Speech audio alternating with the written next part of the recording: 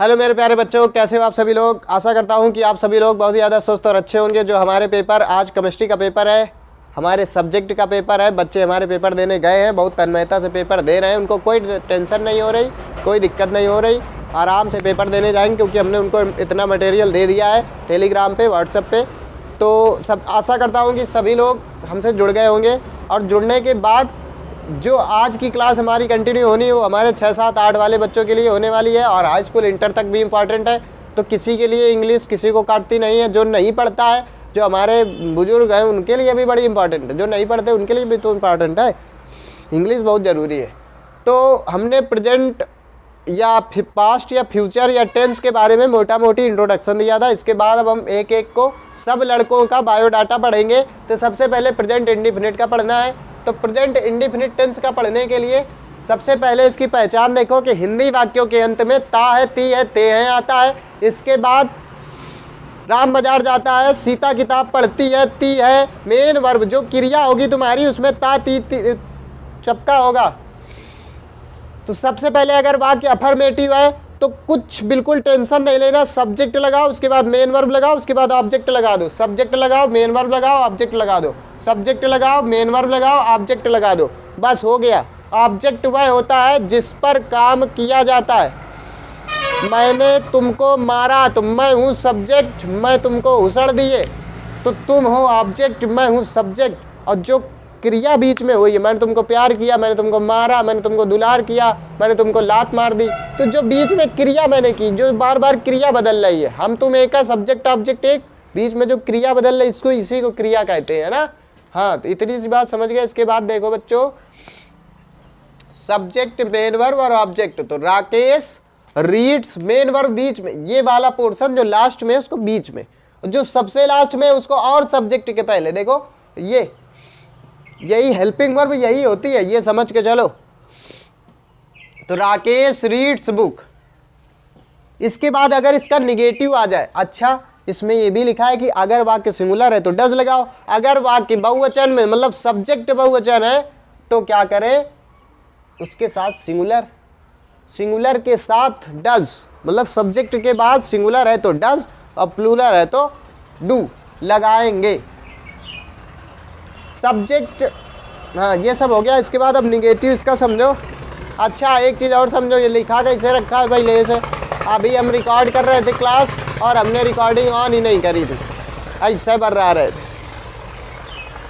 तो जब बीमार आदमी होता है, जब उसका सेंस नहीं काम करता है, ऐसा कुछ नहीं है। देखो राकेश रीड्स बुक, इसका अफर्मेटिव हो गया, सबको समझ में आ गया। कुछ नहीं करते हैं, सब्जेक्ट लगाते हैं, मेन वर्ब लगाते हैं, ऑब्जेक्ट लगाते हैं, बस तुमको प्रेजेंट इंडिफिनिट का में मिला ऐसे कर देना है, कोई भी टेंशन नहीं लेनी। अदर वर्ड जो भी पिताजी के साथ, माताजी के साथ, खगानीपुर लंदन जाता है परा, तुमसे उससे कोई मतलब नहीं, तुमको सब बाद में रख देना है। इसके बाद अगर निगेटिव हो जाए तो निगेटिव बीच में नहीं शब्द दिया होगा, दिया है कुछ मत करो, बिल्कुल शांति से वहीं से शुरुआत करो कि प्रेजेंट इंडिफिनिट है, ठीक है। इसके बाद लिखो सब्जेक्ट लिख दिया, इसके बाद हेल्पिंग वर्ब, अगर सब्जेक्ट सिंगुलर है तो डज लगा दो, प्लूरल है तो डू लगा दो, इसके बाद नॉट को चिपका दो, फिर मेन वर्ब, फिर ऑब्जेक्ट, वही काम, केवल यहाँ पे चेंज हुआ है, ठीक। इसके बाद अगर वाक्य इंट्रोगेटिव है तो इंट्रोगेटिव वाक्य के लिए क्या से शुरू होगा, क्या राकेश किताब पढ़ता है और क्वेश्चन मार्क लगा होगा। तो सबसे पहले जो क्या लिखा है तो इस क्या की जगह हेल्पिंग वर्ब से वाक्य की शुरुआत करेंगे। हेल्पिंग वर्ब, सब कोई भी सेंटेंस हो, वो कंटिन्यूअस हो, इंडिफिनिट हो, कोई भी, helping verb subject plus main verb plus object. देखो सब्जेक्ट, मेन वर्ब, ऑब्जेक्ट, 1 2 3, ये तुमको एक ही क्रम में मिलेगा बार बार। यहाँ लगा दो डज राकेश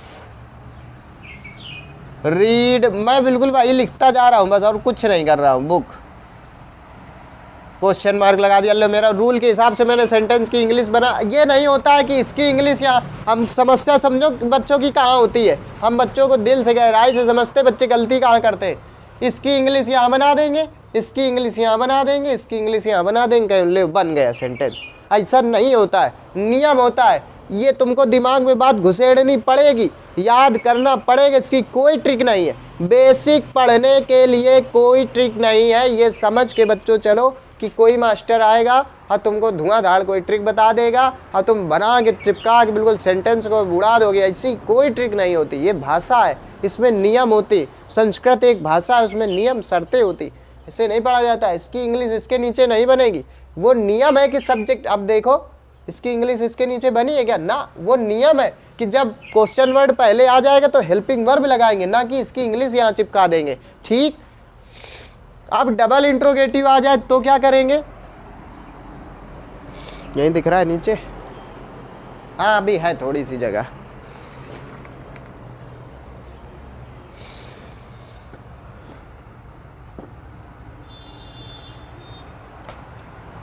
यहां देख लो, राकेश किताब क्यों पढ़ता है, इसको कहते हैं डबल इंट्रोगेटिव या सेकंड इंट्रोगेटिव।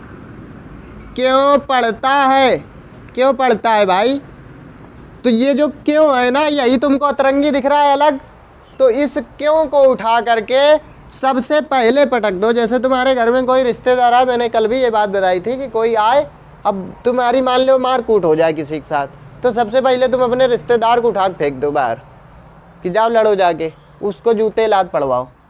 तो यही बात है कि बीच में ये अटपटे से दिख रहा है, इन्हीं को उठा के बाहर फेंक दिया गया, तो वाई। इसके बाद तुम ये लगा दो डज, फिर लगा दो नॉट। नॉट क्यों, नॉट की कोई ज़रूरत नहीं, तो इसका नियम देखो, सब्जेक्ट फिर हेल्पिंग वर्ब, कुछ बिल्कुल अब फर्स्ट वाले इंट्रोगेटिव का पूरा सब्जेक्ट, क्या मैं कर रहा हूं, क्वेश्चन वर्ड जो दिया हो उसकी इंग्लिश, फिर हेल्पिंग वर्ब, फिर सब्जेक्ट, फिर मेन वर्ब, और फिर तुम्हारा ऑब्जेक्ट, और फिर अदर वर्ड। ये है तुम्हारा नियम। तो वाई डज, अब सब्जेक्ट, हम सब्जेक्ट लगाएंगे। तो तुमको याद क्या करना है, तुमको समझना क्या है, ये नियम, ये नियम, ये नियम और ये नियम। जब इनका अभ्यास करोगे ना, अभ्यास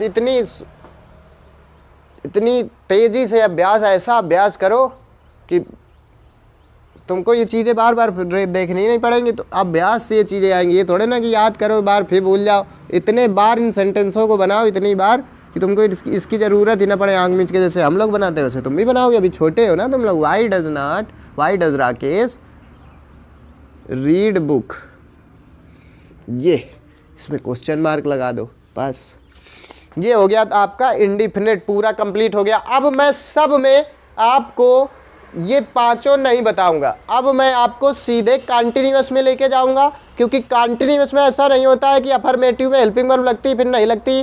केवल इंडिफिनिट, चाहे वो पास्ट का हो और चाहे वह प्रेजेंट का हो, उसी में हेल्पिंग वर्ब में हेर फेर होता है, बाकी सब के नियम यही होते हैं। तो मैं सीधे अब आपको सीधे लेके चलता हूँ कॉन्टिन्यूअस में। तो मिलते हैं 1 मिनट नहीं, तुरंत 1 सेकंड के बाद, वो तो मुझको लग जाएगा काफ़ी मिनट।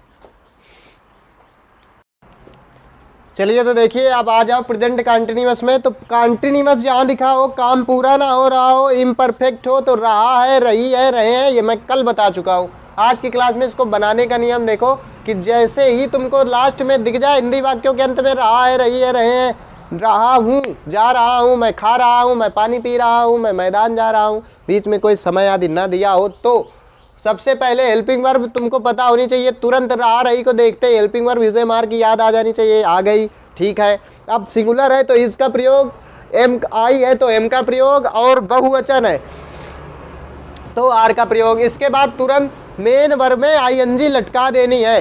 जैसे लड़कियों के पास चुटिया होती है, अगर लड़की होगी तो चुटिया होगी, इसी प्रकार से कॉन्टिन्यूअस होगा तो मेन वर्ब में आईएनजी होगा। आईएनजी लटका दो उसके ऐसे पीछे, आईएनजी लटकी, आईएनजी आईएनजी है ना, आईएनजी आईएनजी ऐसे। तो ये हो गया तुम्हारा हेल्पिंग वर्ब और मेन वर्ब से जुड़ा कुछ इसका फैक्ट। इसके बाद आ जाओ, इसका रूल क्या होता है कि सब्जेक्ट वही रूल बिल्कुल वही, subject helping verb, main verb में आईएनजी, ऑब्जेक्ट अदर वर्ड। तो देखो एक उदाहरण देखो, सीता कपड़े धो रही, तो सब्जेक्ट सीता, एक वचन है इज, मेन वर्ब में आईएनजी, तो पहले मेन वर्ब ये होती है धो ना, वॉश और आईएनजी चिपका दो तो वॉशिंग। हमारे बच्चे सब समझदार, इतना समझते हैं। क्लॉथ, अच्छा CLOTH अगर मैंने लिख के छोड़ दिया तो होता है थान वाला कपड़ा, क्लॉथ। ये होती है ड्रेस, पोशाक वाला कपड़ा, है ना, CLOTHE, क्लॉथ। तो सीता इज वॉशिंग क्लॉथ, तो अपने कपड़े धोएगी तो पोशाक ही तो धोएगी। तो ये हो गया तुम्हारा सीता इज वॉशिंग क्लॉथ, हो गया ना सिंपल। अब इसी का निगेटिव बनाएंगे तो यहाँ पे नॉट चिपका देंगे, हेल्पिंग वर्ब के बाद नॉट लगा देते हैं। इसके बाद अगर ये इंट्रोगेटिव होगा तो फर्स्ट वाला इंट्रोगेटिव हेल्पिंग वर्ब से शुरू करेंगे। इसके बाद अगर ये डबल इंट्रोगेटिव होगा तो जो क्वेश्चन वर्ड होगा उसी को बनाएंगे सबसे पहले, फिर पूरा helping verb, subject, main verb में आईएनजी, फिर ऑब्जेक्ट, फिर अदर वर्ड। इसके बाद आ जाओ परफेक्ट में, कंटिन्यूअस खत्म हो गया, आ जाओ परफेक्ट में। परफेक्ट टेंस होता है कि हिंदी वाक्यों के अंत में, अरे हिंदी वाक्यों के अंत में छोड़ो ये घिसी पिटी भाषा, चुका है, चुके हैं, चुकी हूँ, चुका हूँ, आ है, ई है, ए है, आ हूँ, मतलब ऐसे उच्चारण आ जाए। मैं कानपुर गया हूँ, मैं बनारस जा चुका हूँ, मैं कपड़े धो चुका हूँ, मैं खाना बना चुका हूँ, सीता पानी पी चुकी है।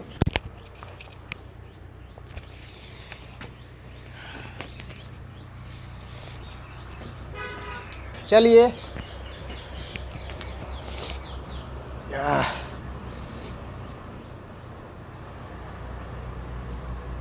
हवा मेरे संग, अभी मेरा गला खराब है, हम तुमको संगीत भी सुनाएंगे।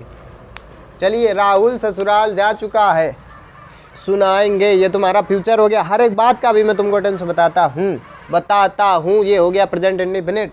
राहुल ससुराल जा चुका है, तो राहुल सब्जेक्ट। अच्छा, इसकी हेल्पिंग वर्ब मैंने नहीं बताई, हैज़ या हैव। एक हैज़ हैव होता है पास रखने में, मेरे पास एक कार है, मेरे पास एक बंदर है, मेरे पास एक भालू है, उसमें होता है I have a, he has a, है ना। उसके जगह ये देखो, ये एक हेल्पिंग वर्ब की तरह कार्य करता है, वहाँ भी मॉडल वर्ब की तरह कार्य करता है। यहाँ देखो हेल्पिंग वर्ब की तरह कैसे कार्य करता है, सब्जेक्ट लगाओ, फिर हैज़ या हैव लगाओ, सिंगुलर है तो हैज़, बहु प्लूरल है तो हैव। इतना मेरे बच्चे सब समझते हैं, सब समझदार है। राहुल, इसके बाद सिंगुलर है भैया, हैज़ लगा दो, हैज़। अब हमने कहा मेन वर्ब की थर्ड फॉर्म, तो ये तुमको पढ़नी पड़ेगी। गो, वेंट, गॉन, जा चुका है, गो, वेंट, गॉन, थर्ड फॉर्म लगा दी। इसके बाद के सीक्वेंस देखो बिल्कुल same, subject, helping verb, main verb. तुमको इसको नहीं देखना है, तुमको ये नियम देखना है। मेन वर्ब की थर्ड फॉर्म, ऑब्जेक्ट, कहाँ है ऑब्जेक्ट, ससुराल, कहाँ जा चुका है, ससुराल, gone to house in law, ससुराल की हाउस इन लॉ होती है, ये तुमको पता होना चाहिए। ससुराल तमाम हाउसेज इन लॉ नहीं होगा कि ससुरालों में, हाँ होगा, दुल्हा अपने ससुरालों में सोते हैं, ऐसे करके। तो इसका अगर निगेटिव बनाना हो तो इस हैज के बाद नॉट लगा दो, हेल्पिंग वर्ब के बाद नॉट लगता है, इतना ध्यान देना। हमेशा हेल्पिंग वर्ब और मेन वर्ब के बीच में नॉट लगता है, नॉट हमेशा हेल्पिंग वर्ब मेन वर्ब के बीच में लगता है, इतना पता है ना तुमको, देख लूँ मैं। हाँ ठीक चल रहा है सब कुछ। इतना ख़त्म करके अब सीधे देखो, अब मैं साफ करके आपको ले जाता हूँ।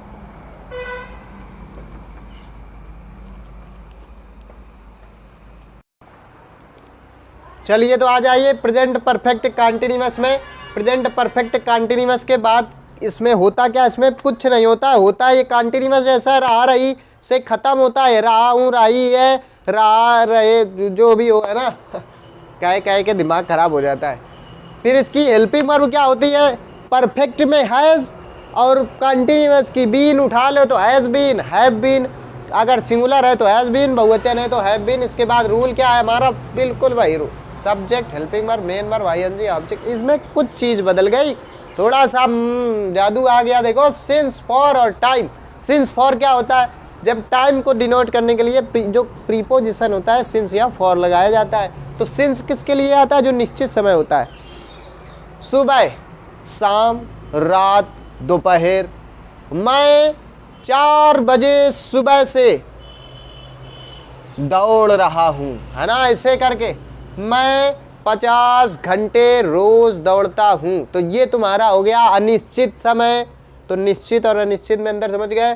अब 50 घंटे कब है कि दिन के, रात के, दोपहर के, सुबह के नहीं पता ना, तो फॉर होता है निश्चित समय के लिए और सिंस होता है निश्चित समय के लिए। अब ये एक उदाहरण लिखा है, देखो इसमें ये 10 दिन है अनिश्चित समय, 10 दिन, 10 महीना, 2 साल, 1 हफ्ता, 4 हफ्ता, 50 दिन, 2 महीना, 5 साल, ये सब अनिश्चित समय होता है। लेकिन फिक्स टाइम 4 बजे, 10 बजे, 9 बजे, ये फिक्स टाइम होता है। तो इसमें सब में सिंस लगता है। तो मैंने कुछ उदाहरण तुमको लिख दिए हैं, इसमें रात भी लिख लो, सिंस नाइट, सिंस, ये सब। यू बहुवचन है ना, कर्ता हमारा बहुवचन है, इसके साथ लगा दो हैव बीन।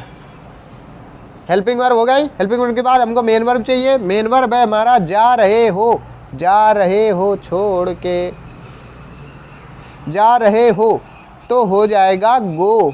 और हमने कहा था रहे हो, ING पक्का आएगा। जा रहा रही दिख जाए ING तुमको लटका ही देना है, तुमको छोड़ना ही नहीं। कुछ अपवाद स्वरूप होता है, अभी मैं बता भी दे रहा हूं। जैसे गाय मैदान में बैठी है, बैठी से तुमको समझ में नहीं आ रहा कि बैठी ही है,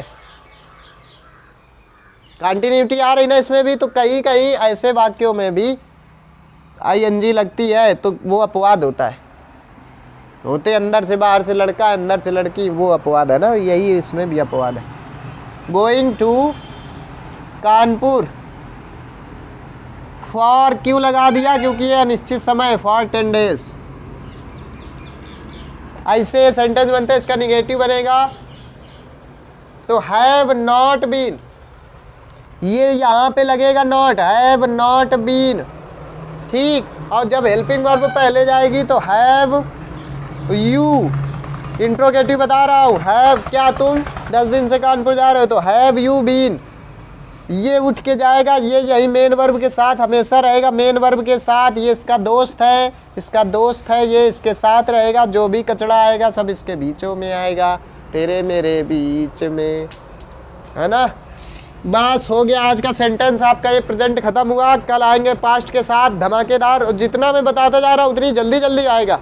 तो कल पास्ट, फिर फ्यूचर खत्म, उसके बाद 3 दिन में आपका टेंस पूरा धुआं धुआं हो जाएगा। अब इस क्लास को आप 50 बार लीजिए, 10 बार लीजिए, 1 बार लीजिए, जितनी बार समझ में आए उतनी बार लीजिए। और हम फिर से बता दे रहे हैं, बेसिक पढ़ना बहुत अनिवार्य है। बेसिक पढ़ोगे तभी नियम कायदे तुमको आएंगे, उसके बाद तुमको ट्रिक लगाना भी हम सिखाएंगे, धुआं धुआं कर दोगे हर चीज़ का। लेकिन एक चीज़ समझ लो, सब्जेक्ट की इंग्लिश, इसकी इंग्लिश इसके नीचे, इसकी इंग्लिश इसके नीचे, इसकी इंग्लिश इसके नीचे, इसकी इंग्लिश इसके नीचे नहीं बनाते हैं। सबका एक अपना अपना नियम होता है। जैसे तुम्हारा एक नियम है कि हम नहीं पढ़ेंगे, नहीं पढ़ेंगे, नहीं पढ़ेंगे, तो देश की रक्षा कौन करेंगे, हम करेंगे। ऐसा अपना नियम तुम जो बनाए रखते हो उसको ख़त्म करो। और वीडियो करते हैं ख़त्म। तो बच्चों मेरे प्यारे, जय हिंद और राधे राधे। सभी लोग अपने स्वास्थ्य का ख्याल रखें। और जो हमारे बच्चे आज केमिस्ट्री का पेपर देने जा रहे हैं, खास करके वो ज़रूर हमको कमेंट करके बताएं कि उनका पेपर कैसे गए और क्या उनको जो मैंने मटेरियल प्रोवाइड किया, जो मैंने क्लासें डाली, उनसे फंसा आया कि नहीं आया। इससे हमको प्रोत्साहन मिलेगा, उत्साह होगा हमारा कि हाँ चलो हमारा पढ़ाया हुआ बच्चे महसूस कर रहे हैं, आ रहा है। और जितनों को हमने नोट्स भेजा, नोट्स में टिक लगा करके दोबारा रिटर्न करें मुझे कि हाँ इस जो नोट्स क्या, वो तो सीधे क्वेश्चन का क्वेश्चन, पेपर का पेपर है तुम्हारे पास, तो उसमें टिक लगा के भेजें कि ये क्वेश्चन फंस गया, ये फंस गया, ये फंस गया, फलाने फलाने फंस गए। जय राम जी की। मिलते हैं कल एक नई क्लास के साथ।